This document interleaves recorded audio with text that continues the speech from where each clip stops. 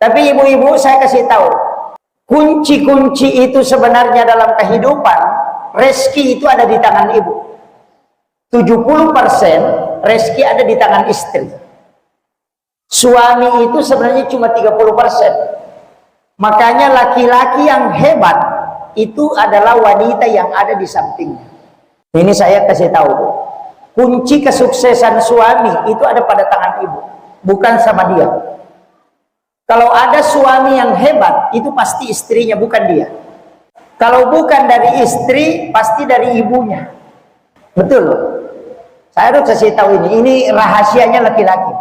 Makanya laki-laki itu saya selalu kasih tahu, siapa yang paling tinggi kasih sayang dan cintanya kepada istrinya, pasti hidupnya berkah. Itu aja kuncinya. Iya. Kalau suami sering bikin jengkel istrinya, pasti hidupnya susah. Pasti tuh. Mengurus rezeki tidak mau selesai-selesai.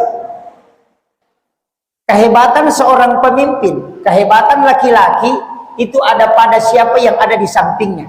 Istri itu bukan di belakang, tapi di samping. Kenapa dia disimpang di kiri? Dari tulang rusuk yang bengkok. Bengkok itu tanda berdoa. Kiri itu adalah jantung. Makanya hatinya suami, kuncinya adalah istri.